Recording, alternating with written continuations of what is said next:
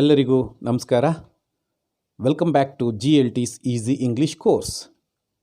This is the fourth session. In this session, I would like to discuss about prepositions. As you know, prepositions is one among the parts of speech. Preposition has a vital role in the sentences. Let us first know about the definition of preposition. What is a preposition? A preposition is a word used to link nouns, pronouns to other words within a sentence. The act to connect people, objects, time and locations of a sentence. ಪ್ರಿಪೋಸಿಷನ್ನ ವ್ಯಾಖ್ಯಾನವನ್ನು ತಿಳಿಯೋದಾದರೆ ಅದೊಂದು linking agent ಆಗಿ ಕೆಲಸ ಮಾಡುತ್ತೆ. ಒಂದು ವಾಕ್ಯದಲ್ಲಿ noun ಮತ್ತು pronoun ಹೇಗೆ ಬೇರೆ ಪದಗಳ ಜೊತೆ ಸಂಪರ್ಕವನ್ನು ಹೊಂದಿದೆ ಅನ್ನೋದು ತಿಳಿಸೋದೇ ಪ್ರಿಪೋಸಿಷನ್ ಆಗಿದೆ. ಇಲ್ಲಿ ಬರೇ ನೌನ್ ಪ್ರನೌನ್ ಅಷ್ಟೇ ಅಲ್ಲ, ಅದು ಹೇಗೆ ಟೈಮ್ ಮತ್ತು ಲೊಕೇಶನ್ ಜೊತೆಗೆ ಲಿಂಕ್ ಆಗುತ್ತೆ ಅನ್ನೋದನ್ನು ಪ್ರಿಪೋಸಿಷನ್ ಹೇಳುತ್ತೆ.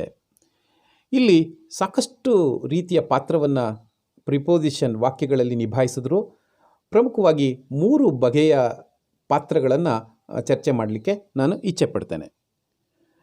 First one, preposition joins a noun to another noun. ಹೇಗೆ ಒಂದು ನೌನ್ ಜೊತೆ ಇನ್ನೊಂದು ನೌನು ಸೇರಬೇಕಾದ್ರೆ ಅದು ಕನೆಕ್ಟಿಂಗ್ ಏಜೆಂಟಾಗಿ ಹೇಗೆ ಕೆಲಸ ಮಾಡುತ್ತೆ ಅನ್ನೋದನ್ನು ಇಲ್ಲಿ ಗಮನಿಸೋಣ. There is a cow in the field. Cow ಮತ್ತು ಫೀಲ್ಡ್ ಅನ್ನೋದು 2 ಬೇರೆ ಬೇರೆ ನೌನ್ಗಳಾಗಿದೆ.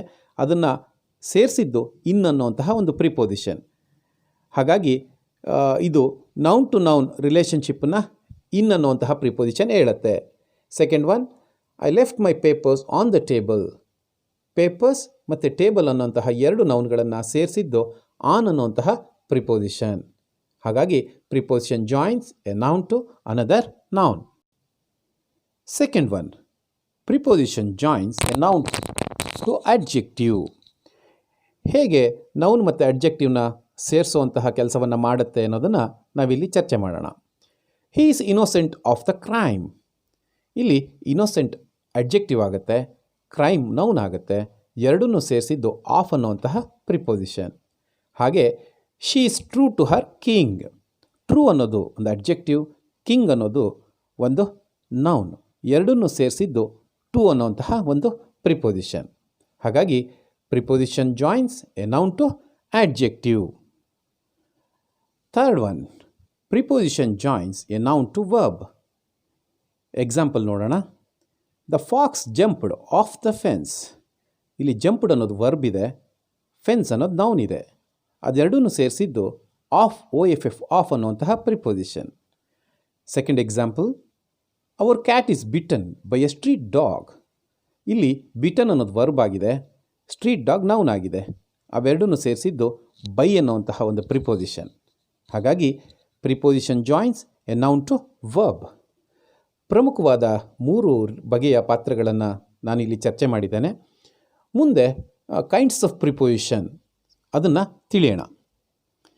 There are 3 kinds of prepositions. First one, simple prepositions. Simple prepositions ಯಾವೆಲ್ಲ ಇದ್ದಾವೆ ಅನ್ನೋದಾದರೆ at, by, with, for, from, to, in, out, on, till, up, etcetera. ಇವನ್ನೆಲ್ಲ ನಾವು simple prepositions ಅಂತ ಕರಿತೇವೆ. Second one, compound prepositions. Compound preposition, compound ಅಂದರೆ 2 ಸೇರಿರುವಂಥದ್ದು. ಅಲ್ಲಿ ಏನು ಸೇರಿದೆ ಗಮನಿಸಿ. ಸೈಡ್ ಅನ್ನೋ ಪದಕ್ಕೆ BE ಸೇರಿರೋದ್ರಿಂದ ಬಿಸೈಡ್ ಅಂತ ಆಗುತ್ತೆ. ಲಾಂಗ್ ಅನ್ನೋ ಪದಕ್ಕೆ ಎ ಸೇರಿರೋದ್ರಿಂದ ಪ್ರಿಫಿಕ್ಸ್ ಅಲಾಂಗ್ ಅಂತ ಆಗುತ್ತೆ. ಹಾಗೆ ಔಟ್ ಅನ್ನುವಂತಹ ಪದಕ್ಕೆ ಪ್ರಿಫಿಕ್ಸ್ ಆಗಿ ವಿತ್ ಬಂದಿರೋದ್ರಿಂದ ವಿದೌಟ್ ಅಂತ ಆಗುತ್ತೆ. ಸೈಡ್ ಅನ್ನೋ ಪದಕ್ಕೆ ಇನ್ ಸೇರಿರೋದ್ರಿಂದ ಇನ್ಸೈಡ್ ಅಂತ ಕಾಂಪೌಂಡ್ ಪ್ರಿಪೋಸಿಷನ್ ಆಗುತ್ತೆ. ಈ ಪ್ರಿಪೋಸಿಷನ್ಗಳು ವಾಕ್ಯಗಳಲ್ಲಿ ಬಳಕೆ ಇರೋದನ್ನು ಗಮನಿಸಿರ್ಬೋದು ನೀವು. About, above, across, along, among, around, before, behind, below, beneath, beside, between, beyond, inside, outside, within, without, etcetera. ಇವುಗಳನ್ನೆಲ್ಲ ನಾವು ಕಾಂಪೌಂಡ್ ಪ್ರಿಪೋಸಿಷನ್ಸ್ ಅಂತ ಕರಿತೇವೆ. Third one is phrase preposition. ಇಲ್ಲಿ 2-3 ಪದಗಳು ಸೇರಿ ಫ್ರೇಸ್ ಪ್ರಿಪೋಸಿಷನ್ ಆಗುತ್ತೆ. ಉದಾಹರಣೆಗೆ according to, along with, because of, in place of, instead of, in case of, in front of, in order to, in favour of, on account of, etcetera. ಇವುಗಳನ್ನು ನಾವು phrase preposition ಅಂತ ಕರಿತೀವಿ. ಇವು 3 ಬಗೆಯ prepositions ಇದ್ದಾವೆ. ಮುಂದೆ ಆ ಪ್ರಿಪೋಸಿಷನ್ಸ್ ವಾಕ್ಯಗಳಲ್ಲಿ ಹೇಗೆ ಬಳಕೆ ಆಗುತ್ತೆ ಮತ್ತು ಕೆಲವು ಪ್ರಿಪೋಸಿಷನ್ಸ್ಗಳನ್ನು ಬಳಸಬೇಕಾದ್ರೆ ಗೊಂದಲ ಮೂಡುತ್ತೆ. ಸರಿಯಾದ ಪ್ರಿಪೋಸಿಷನ್ನ ಆಯ್ಕೆ ಮಾಡಿ ಬಳಸೋದು ನಮ್ಮ ಜವಾಬ್ದಾರಿಯಾಗಿರುತ್ತೆ. ನಾನಿಲ್ಲಿ ಸಾಕಷ್ಟು ಉದಾಹರಣೆಗಳನ್ನು ತಗೊಂಡಿದ್ದೇನೆ. First one is among and between. Among ಮತ್ತು ಬಿಟ್ವೀನ್ ಅನ್ನುವಂತಹ ಪ್ರಿಪೋಸಿಷನ್ಗಳನ್ನು ಹೇಗೆ ವಾಕ್ಯಗಳಲ್ಲಿ ಬಳಸಬೇಕು ಅನ್ನೋದನ್ನು ಚರ್ಚೆ ಮಾಡೋಣ. Among is used for more than 2 persons or things, whereas between is used only for 2. ಇಬ್ಬರು ವ್ಯಕ್ತಿಗಳು ಅಥವಾ ಅವರಿಗಿಂತ ಜಾಸ್ತಿ ಇದ್ದರೆ, 2 ವಸ್ತುಗಳಿಗಿಂತ ಜಾಸ್ತಿ ಇದ್ದರೆ ಆ ಸಂದರ್ಭದಲ್ಲಿ ಅಮಾಂಗ್ ಅನ್ನುವಂತಹ ಪ್ರಿಪೋಸಿಷನ್ನ ಬಳಸ್ತೇವೆ. ಇಬ್ಬರ ನಡುವೆ, 2 ವಸ್ತುಗಳ ನಡುವೆ ಅಂತ ಹೇಳಬೇಕಾದ್ರೆ ಬಿಟ್ವೀನ್ ಅನ್ನುವಂತಹ ಪ್ರಿಪೋಸಿಷನ್ನ ಬಳಸ್ತೇವೆ. Example, the teacher distributed the sweets among the students. ಅಲ್ಲಿ ಇಬ್ಬರು ವಿದ್ಯಾರ್ಥಿಗಳಿಗಿಂತ ಜಾಸ್ತಿ ಇದ್ದಿದ್ದರಿಂದ ಅಮಾಂಗ್ ಅನ್ನುವಂತಹ ಪ್ರಿಪೋಸಿಷನ್ ಬಳಕೆಯಾಗಿದೆ. Ram and Shyam shared their ancestor property between them. ಅವರು ಆ್ಯನ್ಸೆಸ್ಟರ್ ಪ್ರಾಪರ್ಟಿನ ಅವರಿಬ್ಬರೇ ಹಂಚಿಕೊಂಡಿದ್ದರಿಂದ ಬಿಟ್ವೀನ್ ಅನ್ನುವಂತಹ ಪ್ರಿಪೋಸಿಷನ್ ಬಂದಿದೆ. Next, beside and besides. Beside means by the side of, ಅಂದರೆ ಪಕ್ಕದಲ್ಲಿ ಅನ್ನೋ ಅರ್ಥದಲ್ಲಿ ಬಿಸೈಡನ್ನು ಬಳಸ್ತೇವೆ. Besides means in addition to, ಅದರ ಜೊತೆಗೆ, ಅದರೊಂದಿಗೆ ಅಂತ ನಾವು ಹೇಳಲಿಕ್ಕೆ ನಾವು ಬಿಸೈಡ್ಸನ್ನು ಬಳಸ್ತೇವೆ. ಉದಾಹರಣೆಗಳನ್ನು ನೋಡೋಣ. The daughter was sitting beside her mother. ಮಗಳು ಅವಳ ತಾಯಿಯ ಪಕ್ಕದಲ್ಲಿ ಕುಳಿತಿದ್ದಾಳೆ. ಪಕ್ಕ ಅಂತ ಬಳಸಲಿಕ್ಕೆ ಬಿಸೈಡ್ ಬಳಸ್ತೇವೆ. ಹಾಗೆ ಸೆಕೆಂಡ್ ಎಕ್ಸಾಂಪಲ್, ಬಿಸೈಡ್ಸ್ ಹರ್ ರಿಲೇಟಿವ್ಸ್ ಹಿ ಇನ್ವೈಟೆಡ್ ಹಿಸ್ ಫ್ರೆಂಡ್ಸ್ ಆಲ್ಸೋ. ಇಲ್ಲಿ ಆ ಫ್ರೆಂಡ್ಸ್ ಜೊತೆಗೆ ರಿಲೇಟಿವ್ಸನ್ನು ಅವನು ಇನ್ವೈಟ್ ಮಾಡಿದ್ದ, ರಿಲೇಟಿವ್ಸ್ ಜೊತೆಗೆ ಫ್ರೆಂಡ್ಸನ್ನು ಇನ್ವೈಟ್ ಮಾಡಿದ್ದ ಅಂದರೆ ಅವರೊಟ್ಟಿಗೆ, ಅದರ ಜೊತೆಗೆ ಅನ್ನೋ ಅರ್ಥ ಬರಬೇಕಾದ್ರೆ ಬಿಸೈಡ್ಸ್ ಪ್ರಿಪೋಸಿಷನ್ ಬಳಕೆಯಾಗಿದೆ. ಮುಂದೆ ಬೈ ಆ್ಯಂಡ್ ವಿತ್. ಹೇಗೆ ಬೈ ಮತ್ತು ವಿತ್ತನ್ನು ವಾಕ್ಯಗಳಲ್ಲಿ ಬಳಸೋದು ಅನ್ನೋದಾದರೆ, by denotes that agent or doer, with denotes the instrument with which anything is done. ಅಲ್ಲಿ ಬೈ ಅನ್ನೋದು ಸಾಮಾನ್ಯವಾಗಿ ವ್ಯಕ್ತಿ ಮತ್ತು ವಸ್ತುಗಳ ಜೊತೆಗೂ ಬಳಸ್ತೀವಿ. ಆದರೆ ಆ ಕೆಲಸವನ್ನು ಮಾಡಿದಂತಹ ಏಜೆಂಟಾಗಿ ಕಾಣುವಂಥದ್ದು. ವಿತ್ ಬರುವಂಥದ್ದು ಸಾಮಾನ್ಯವಾಗಿ ಇನ್ಸ್ಟ್ರೂಮೆಂಟ್ಸ್, ವೆಪನ್ಸ್, ಈ ಥರದ್ದು ಜೊತೆಗೆ ವಿತ್ ಅಂತ ಪ್ರಿಪೋಸಿಷನ್ ಬರುತ್ತೆ.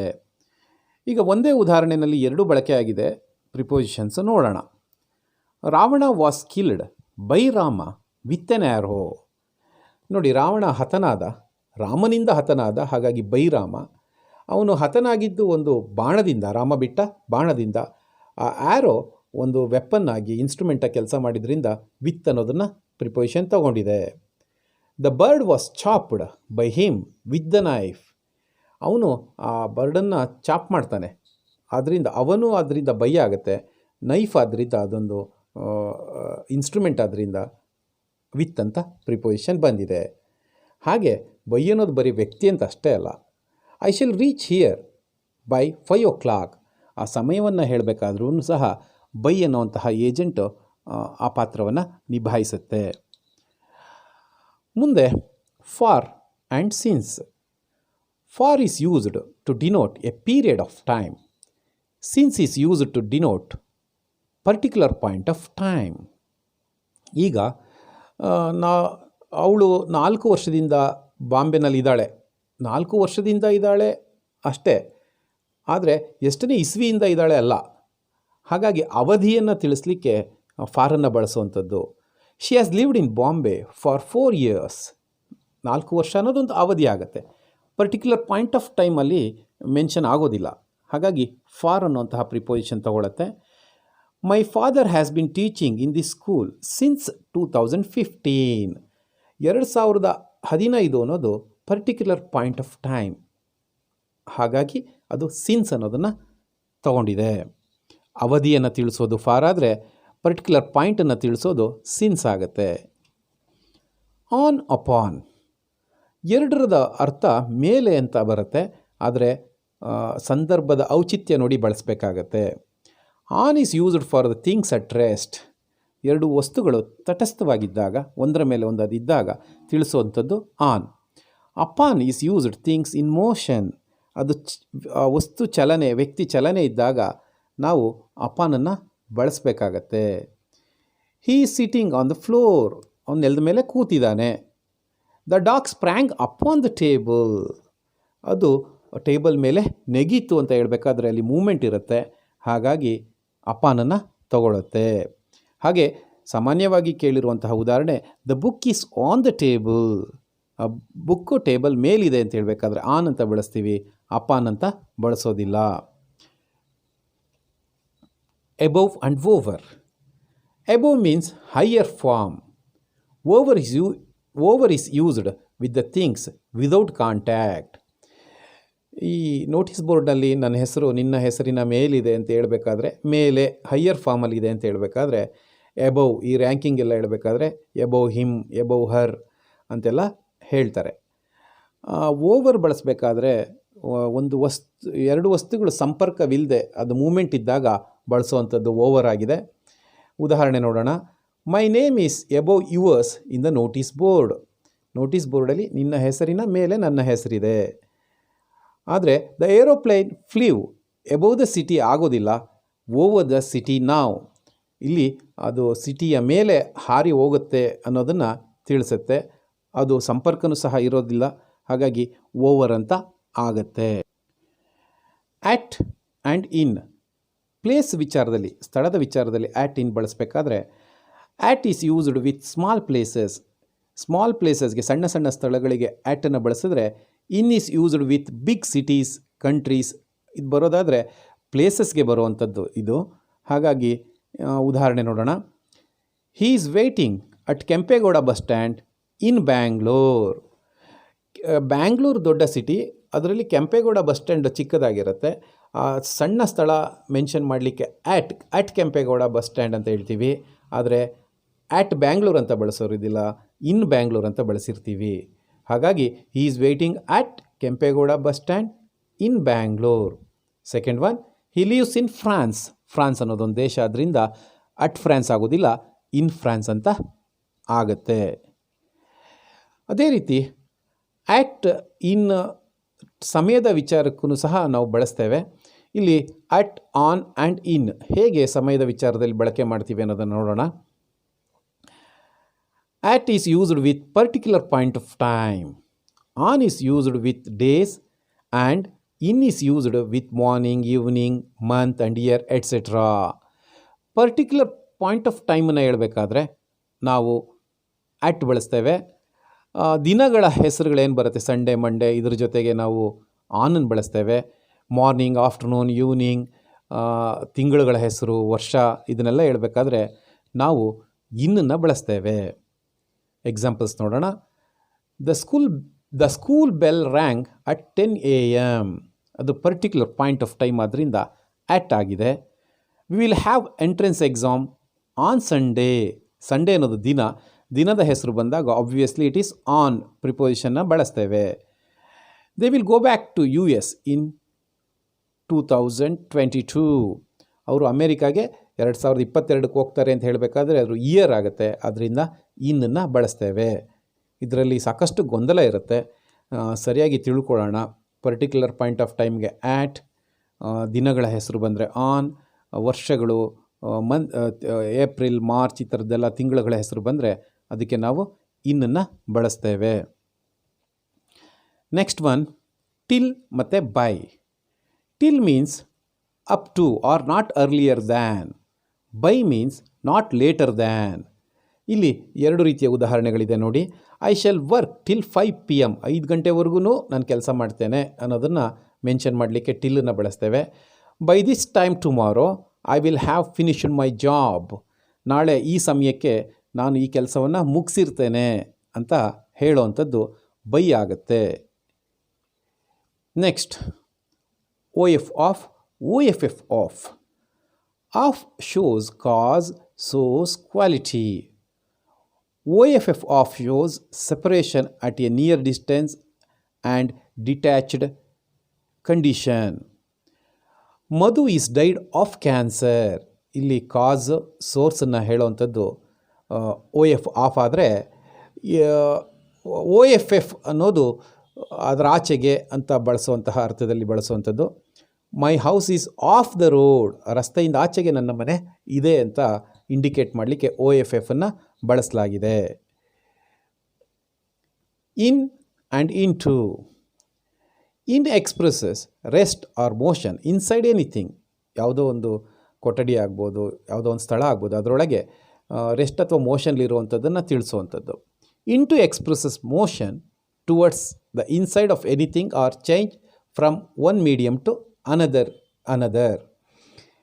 ಹೇಗೆ ಉದಾಹರಣೆ ನೋಡೋಣ. The boys are in the room. ಆ ಹುಡುಗರು ರೂಮಲ್ಲಿದ್ದಾರೆ, ಅದನ್ನು ಹೇಳ್ತೇವೆ. ಆದರೆ ಹುಡುಗರು ರೂಮ್ ಒಳಗೆ ಹೋದರು ಅಂತ ಹೇಳಿಕ್ಕೆ, ಹೋಗ್ತಾ ಇದ್ದಾರೆ ಅಂತ ಹೇಳಲಿಕ್ಕೆ the boys gets into the room ಅಂತ ಹೇಳಬೇಕಾಗತ್ತೆ. ಯಾಕೆಂದರೆ ಅಲ್ಲಿ ಮೂಮೆಂಟ್ ಇರುತ್ತೆ. ಹಾಗೆ he dives into the river to swim. ಅವನು ನದಿ ಒಳಗಡೆ ಹಾರ್ದ ಅಂತ ಹೇಳಬೇಕಾದ್ರೆ ಅಲ್ಲಿ ಮೋಷನ್ ಇರುತ್ತೆ. ಹಾಗಾಗಿ ಇಂಟು ಬಳಕೆ ಆಗಿದೆ. ಮತ್ತು ಇಂಟುನ ಬಳಸಬೇಕಾದ್ರೆ ಎಚ್ಚರಿಕೆಯಿಂದ ಬಳಸಬೇಕಾಗತ್ತೆ. ಹಾಗೆ next from and to. From and to work together to indicate when the action begins and when it ends. ಪ್ರಾರಂಭ ಅಂತ ಹೇಳಬೇಕಾದ್ರೆ ಫ್ರಮ್, ಮತ್ತು ಡೆಸ್ಟಿನೇಷನ್ ಹೇಳಬೇಕಾದ್ರೆ ಟೂನ ಹೇಳ್ತೇವೆ ನಾವು. ಎಲ್ಲಿಂದ ಎಲ್ಲಿವರೆಗೆ, ಇಂದ ಗೆ ಅನ್ನೋ ಕನ್ನಡದ ಅರ್ಥದಲ್ಲಿ ಬಳಸ್ತೇವೆ. He performed his dance from 4:30 PM to 6:30 PM. ಎಲ್ಲಿಂದ ಎಲ್ಲಿವರೆಗೆ ಅನ್ನೋದನ್ನು ಇಂದ ಅನ್ನೋದನ್ನು ಫ್ರಮ್ ಹೇಳಿದ್ರೆ, ಗೆ ಅನ್ನೋದನ್ನು ಟು ಹೇಳುತ್ತೆ. ಹಾಗೆ she travelled from Chennai to Bangalore yesterday. ಇದು ಡೆಸ್ಟಿನೇಷನ್, ಎಲ್ಲಿಂದ ಎಲ್ಲಿವರೆಗೆ ಅವ್ರು ಪ್ರಯಾಣ ಮಾಡಿದರು ಅನ್ನೋದನ್ನು ಫ್ರಮ್ ಮತ್ತು ಟು ಇಂಡಿಕೇಟ್ ಮಾಡ್ತಾ ಇದ್ದಾವೆ ಇಲ್ಲಿ. ಬಂಧುಗಳೇ, ಇದಿಷ್ಟು ಕೆಲವು ಉದಾಹರಣೆಗಳೊಂದಿಗೆ ನಾನು ಚರ್ಚೆ ಮಾಡಿದೆ. ಸಾಕಷ್ಟು ಈ ಥರದ್ದು ಪ್ರಿಪೋಸಿಷನ್ಸ್ ಬಳಕೆ ಅವಶ್ಯಕತೆ ಇರುತ್ತೆ. ಅದನ್ನು ತಾವು ಕೆಲವು ಗ್ರಾಮರ್ ಬುಕ್ಗಳಲ್ಲಿ ಉದಾಹರಣೆಗಳನ್ನು ನೋಡೋದ್ರ ಮುಖಾಂತರ, ಮತ್ತು ನಾವು ಬೇರೆಯವ್ರ ಜೊತೆ ಮಾತನಾಡಬೇಕಾದ್ರೆ ಆ ಪ್ರಿಪೋಸಿಷನ್ಸ್ಗಳನ್ನು ಬಳಸೋದ್ರ ಮುಖಾಂತರ ಇನ್ನೂ ಹೆಚ್ಚು ಕಲಿಯುವಂತಹ ಅವಕಾಶ ಇರುತ್ತೆ. ನಾನು ಕೊನೆಯದಾಗಿ ಈ ಸಮಯವನ್ನು ಹೇಳಬೇಕಾದ್ರೆ AM ಮತ್ತು PM ಅನ್ನೋದನ್ನು ಬಳಸೋದನ್ನು ಗಮನಿಸಿರ್ತೇವೆ. ಅದ್ರ ಬಗ್ಗೆ ಒಂಚೂರು ಬೆಳಕನ್ನು ಚೆಲ್ಲಿ ನಾನು ಈ ಸೆಷನನ್ನು ಇನ್ನೊಂದಷ್ಟು ಉದಾಹರಣೆಗಳ ಜೊತೆಗೆ ಹೇಗೆ ನಾವು ಬಳಸ್ತೇವೆ ಪ್ರಿಪೋಸಿಷನ್ಗಳನ್ನ, which is right, which is wrong ಅನ್ನೋದನ್ನು ಚರ್ಚೆ ಮಾಡ್ತೇನೆ. ಈಗ AM ಆ್ಯಂಡ್ PM ಅಂದರೆ ಏನು ಅಂತ ತಿಳ್ಕೊಳ್ಳೋಣ. AM ಅಂದರೆ ಆ್ಯಂಟಿ ಮೆರಿಡಿಯಮ್ ಅಂತ ಹೇಳಿ, ಅದು ಬಿಫೋರ್ ನೂನ್, ಅಂದರೆ ಮಧ್ಯರಾತ್ರಿ 12 ಗಂಟೆಯಿಂದ ಮಧ್ಯಾಹ್ನ 12 ಗಂಟೆವರೆಗೆ AM ಅಂತ ಅನ್ಸ್ಕೊಂಡ್ರೆ, ಮಧ್ಯಾಹ್ನ 12 ಗಂಟೆಯಿಂದ ಮಧ್ಯರಾತ್ರಿ 11:59 12 ಬರುತ್ತಲ್ಲ ಅಲ್ಲಿವರೆಗೆ PM ಆಗುತ್ತೆ. ಅದು ಪೋಸ್ಟ್ ಮೆರಿಡಿಯಮ್ ಅಂತ ಅನ್ಸ್ಕೊಳ್ಳುತ್ತೆ. ಈ ಒಂದು ಸಣ್ಣ ಮಾಹಿತಿಯನ್ನು ಹಂಚಿಕೊಂಡು ಮುಂದೆ ಹೇಗೆ ಕಾಮನ್ ಎರರ್ಸನ್ನು ನಾವು ಮಾಡ್ತೇವೆ ಪ್ರಿಪೋಸಿಷನ್ಸಲ್ಲಿ, ಅದನ್ನು ಸರಿಯಾದ ಕ್ರಮ ಯಾವುದು ಅನ್ನೋದನ್ನು ನಾನಿಲ್ಲಿ ಚರ್ಚೆ ಮಾಡಲಿಕ್ಕೆ ಇಚ್ಛೆಪಡ್ತೇನೆ. ಒಂದಷ್ಟು ಉದಾಹರಣೆಗಳನ್ನು ಇಲ್ಲಿ ತೊಗೊಂಡಿದ್ದೇನೆ. ರೆಡ್ ಮಾರ್ಕಲ್ಲಿ ಬಂದಿರೋದೆಲ್ಲ ರಾಂಗ್ ಇರುತ್ತೆ, ವೈಟಲ್ಲಿ ಬಂದಿರೋದೆಲ್ಲ ರೈಟ್ ಇರುತ್ತೆ. Sita was married with Rama. ನಾವು ಕನ್ನಡವನ್ನು ಬಳಸೋ ರೀತಿ ಇಂಗ್ಲೀಷ್ ಪ್ರಿಪೋಸಿಷನ್ಗಳನ್ನು ಅದರೊಟ್ಟಿಗೆ ವಾಕ್ಯದಲ್ಲಿ ಬಳಸೋದು ಅಷ್ಟು ಸಮಂಜಸ ಅಲ್ಲ. ನಾವು ಸೀತೆಗೆ ರಾಮನ ಜೊತೆ ಮದುವೆ ಆಯಿತು, ಜೊತೆ ಅನ್ನೋದಕ್ಕೆ ವಿತ್ ಸರಿ ಹೋಗುತ್ತಲ್ಲ ಅಂಥೇಳಿ Sita was married with Rama ಅಂತ ನೇರವಾಗಿ ಬಳಸೋದು ತಪ್ಪಾಗುತ್ತೆ. ಇಂಗ್ಲೀಷ್ನಲ್ಲಿ ಕೆಲವನ್ನು ನಾವು ಅನುಸರಿಸಬೇಕಾಗತ್ತೆ, ಕೆಲವು ನಿಯಮಗಳನ್ನು ಅನುಸರಿಸಬೇಕಾಗತ್ತೆ. ಹಾಗಾಗಿ ಸರಿಯಾದ ಕ್ರಮ ಯಾವುದು ಅಂದರೆ Sita was married to Rama. ಹಾಗಾಗಿ ಇಲ್ಲಿ ಸೀತೆ ರಾಮನಿಗೆ ಮದುವೆ ಆಗಿದ್ದಾಳೆ ಅನ್ನೋದನ್ನು ಅರ್ಥ ಬರೋ ರೀತಿ ಹೇಳಬೇಕಾಗತ್ತೆ. ಹಾಗೆ ಮುಂದೆ China is in the north of India, ಅದು ತಪ್ಪು ಕ್ರಮ. China is to the north of India ಸರಿಯಾದ ಕ್ರಮವಾಗುತ್ತೆ. ಡೈ ಫ್ರಮ್ ಎ ಡಿಸೀಸ್ ತಪ್ಪು ಕ್ರಮ. ಡೈ ಆಫ್ ಎ ಡಿಸೀಸ್ ಸರಿಯಾದ ಕ್ರಮ. ಹಾಗೆ ಲವ್ ವಿತ್ ಮ್ಯೂಸಿಕ್ ತಪ್ಪಾಗತ್ತೆ. ಲವ್ ಫಾರ್ ಮ್ಯೂಸಿಕ್ ಅಂತ ಹೇಳೋದು ಸರಿಯಾದ ಕ್ರಮ ಆಗುತ್ತೆ. He has love with music ಅನ್ನೋದು ಸರಿ, ತಪ್ಪಾಗತ್ತೆ. ಅವನಿಗೆ ಮ್ಯೂಸಿಕ್ ಜೊತೆಗೆ ಪ್ರೀತಿ ಇದೆ, ಅದನ್ನು ಇಷ್ಟಪಡ್ತಾನೆ ಅನ್ನೋದು ತಪ್ಪು ಕ್ರಮ. ಇಲ್ಲಿ he has love for music ಅನ್ನೋದು ಸರಿಯಾಗಿ ನಾವು ಹೇಳ್ಬೋದಾಗತ್ತೆ. ಮುಂದೆ ಬ್ಲೈಂಡ್ ಆಫ್ ಡಿಫೆಕ್ಟ್ಸ್ ಅಂತ ಬಳಕೆ ಮಾಡ್ತಾರೆ ಸಾಕಷ್ಟು ಜನ, ಆದರೆ ಅದು ಬ್ಲೈಂಡ್ ಆಫ್ ಡಿಫೆಕ್ಟ್ಸ್ ಅಲ್ಲ, ಬ್ಲೈಂಡ್ ಟು ಡಿಫೆಕ್ಟ್ಸ್ ಅಂತ ಹೇಳಬೇಕಾಗತ್ತೆ. ಹಾಗೆ ಟ್ರಾನ್ಸ್ಲೇಷನ್ ಮಾಡಬೇಕಾದ್ರೆ ಈ ಭಾಷೆಯಿಂದ ಆ ಭಾಷೆಗೆ ಅಂತ ಹೇಳಬೇಕಾದ್ರೆ ಭಾಳ ಸುಲಭವಾಗಿ ಫ್ರಮ್ ಟೂನ ಬಳಸ್ಬಿಡ್ತೇವೆ ನಾವು. Translate from English to Hindi ಅಂತ ನೇರವಾಗಿ ಹೇಳ್ತೇವೆ, ತಪ್ಪಾಗುತ್ತೆ. Translate from English into Hindi ಅನ್ನೋದು ಸರಿಯಾದ ಕ್ರಮ ಆಗುತ್ತೆ. ಮುಂದೆ ಸುಪೀರಿಯರ್ ದ್ಯಾನ್, ಅವನಿಗಿಂತ ಸುಪೀರಿಯರ್ ಅಂತ ಹೇಳಬೇಕಾದ್ರೆ ದ್ಯಾನ್ ಅನ್ನೋದು ಸರಿ ಅಂತ ಅನ್ಕೋತೀವಿ, ಆದರೆ ಸುಪೀರಿಯರ್ ಟು ಅನ್ನೋದು ಸರಿಯಾದ ಕ್ರಮ. ಸಿನ್ಸ್ ದ ಲಾಸ್ಟ್ 3 days, ಇಲ್ಲಿ ಲಾಸ್ಟ್ 3 days ಅನ್ನೋದು ಅವಧಿ ಆದ್ದರಿಂದ, ಪೀರಿಯಡ್ ಆದ್ದರಿಂದ ಸಿನ್ಸ್ ಆಗೋದಿಲ್ಲ. ಫಾರ್ ಅನ್ನೋದನ್ನೇ ಬಳಸಬೇಕಾಗತ್ತೆ. ಫಾರ್ ದ ಲಾಸ್ಟ್ 3 days ಅಲ್ಲಿ ಪರ್ಟಿಕ್ಯುಲರ್ ಡೇಟ್ ಏನಾದರೂ ಇದ್ದರೆ ಸಿನ್ಸನ್ನು ಬಳಸ್ಬೋದಾಗಿರುತ್ತೆ. ಹಾಗೆ sit under the shade of a tree, ಮರದ ಕೆಳಗಡೆ ಕೂತ್ಕೊಳ್ಳೋದು ಸರಿ, ಕೆಳಗೆ ಅಂದರೆ ಅಂಡರ್ ತಾನೆ ಅಂತ ನಾವು ಸರಿಯಾಗಿ ಕನ್ನಡ ಟ್ರಾನ್ಸ್ಲೇಟ್ ಮಾಡಿ ಇಂಗ್ಲೀಷ್ ಬಳಸ್ತೇವೆ ಅಂದರೆ ತಪ್ಪಾಗತ್ತೆ. Sit in the shade of a tree ಸರಿಯಾದ ವಾಕ್ಯ ಆಗುತ್ತೆ. ಟೈಮ್ ಇನ್ ದ ವಾಚ್ ತಪ್ಪಾಗುತ್ತೆ. Time by the watch. ಸಾಮಾನ್ಯ ಯಾರಾದರೂ ಟೈಮ್ ಕೇಳಿದ್ರೆ it is 10 o'clock in my watch ಅಂತ ಹೇಳ್ತೇವೆ, ಅದು ಸರಿಯಾದ ಕ್ರಮ ಅಲ್ಲ. It is 10 o'clock by my watch ಅನ್ನೋದು ಸರಿಯಾದ ಕ್ರಮ ಆಗುತ್ತೆ. ಫಾಲ್ ಆನ್ ಎ ಟೇಬಲ್ ತಪ್ಪು. Fall up on a table ಸರಿಯಾದ ಕ್ರಮ, ಯಾಕೆಂದರೆ ಅಲ್ಲಿ ಫಾಲ್ ಅನ್ಬೇಕಾದ್ರೆ ಮೂಮೆಂಟ್ ಇದೆ, ಮೋಷನ್ ಇದೆ, ಹಾಗಾಗಿ ಅಪಾನ್ ಬಳಸೋದು ಸರಿಯಾದ ಕ್ರಮ ಆಗುತ್ತೆ. ಥರ್ಸ್ಟ್ ಆಫ್ ನಾಲೆಜ್ ಅನ್ನೋದು ತಪ್ಪು ವಾಕ್ಯ ಆಗುತ್ತೆ.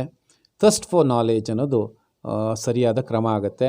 ಕನ್ನಡದಲ್ಲಿ ಜ್ಞಾನದ ಹಸಿವು ಅಂತ ನಾವು ಬಳಸ್ತೀವಿ, ಆದರೆ ಇಂಗ್ಲೀಷ್ನಲ್ಲಿ ಇಲ್ಲಿ ನೀರಾಡಿಕೆ ಥಸ್ಟ್ ಅಂತ ಹೇಳ್ತೀವಲ್ಲ, ನೀರಡಿಕೆ, ಅದನ್ನು ಇಂಗ್ಲೀಷ್ನಲ್ಲಿ ಥಸ್ಟ್ ಅನ್ನೋ ಒಂದು ಪದ ಬಳಸ್ತಾರೆ.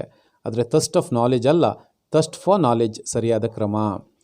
ಹಾಗೆ to go to some place in train, ನಾವು ಯಾವುದಾದ್ರೂ ಹೋಗಬೇಕಾದ್ರೆ ಇನ್ ಟ್ರೈನ್, ಇನ್ ಬಸ್ ಅಂತ ಬಳಸ್ತೇವೆ, ಆದರೆ ತಪ್ಪು. To go to some place by train ಸರಿಯಾದ ಕ್ರಮ. The birds build nets on the tree, ಹೌದಲ್ವಾ, ಸರಿ ಇದೆ ಅಲ್ವಾ. ಪಕ್ಷಿಗಳು ಮರದ ಮೇಲೆ ತಾನೇ ಗೂಡು ಕೊಟ್ಟೋದು ಅಂತ ನಾವು ಅನ್ಕೋತೀವಿ, ಆದರೆ the birds build nets in the tree, ಮರದಲ್ಲಿ ಅವು ಗೂಡು ಕಟ್ಟುತ್ತೆ. ಹಾಗಾಗಿ ಈ ಮರದಲ್ಲಿ ಅಂತ ಅರ್ಥೈಸ್ಕೊಂಡು ನಾವು ಇನ್ನನ್ನು ಬಳಸಬೇಕಾಗತ್ತೆ. Next die from a disease, ಅವನು ಕಾಯಿಲೆಯಿಂದ ಸತ್ತ ಅಂತ ಹೇಳಬೇಕಾದ್ರೆ ಡೈ ಫ್ರಮ್ ಎ ಡಿಸೀಸ್ ಅಲ್ಲ, ಅದು ಡೈ ಆಫ್ ಎ ಡಿಸೀಸ್ ಅನ್ನೋದು ಸರಿಯಾದ ಕ್ರಮ. ಮುಂದೆ ಕ್ವಾರಲ್ ಆನ್ ಎ ಟ್ರಿಫಲ್ ತಪ್ಪು. ಕ್ವಾರಲ್ ಓವರ್ ಎ ಟ್ರಿಫಲ್ ಸರಿ.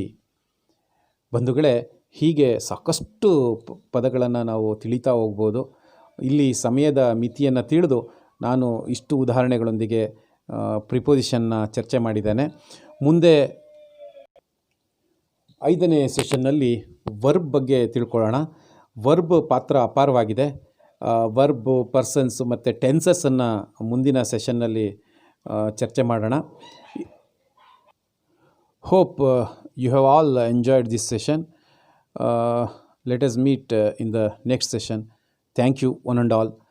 ನೀವು ಮುಂದಿನ ಸೆಷನ್ಗಳದ್ದು ಕ್ಲಾಸಸ್ದೆಲ್ಲ ನೋಟಿಫಿಕೇಷನ್ ಬೇಕು ಅಂದರೆ ಚಾನಲ್ಗೆ ಸಬ್ಸ್ಕ್ರೈಬ್ ಆದರೆ ನಿಮಗೆ ಯಾವ್ಯಾವ ದಿನದಲ್ಲಿ ಅಪ್ಡೇಟ್ಸ್ ಆಗುತ್ತೆ, ಅಪ್ಲೋಡ್ ಆಗುತ್ತೆ ಅನ್ನೋದು ಮಾಹಿತಿ ಸಿಗುತ್ತೆ. ವೀಕ್ಷಿಸಿದಂತಹ ಎಲ್ಲರಿಗೂ ಧನ್ಯವಾದಗಳು. ನಮಸ್ಕಾರ.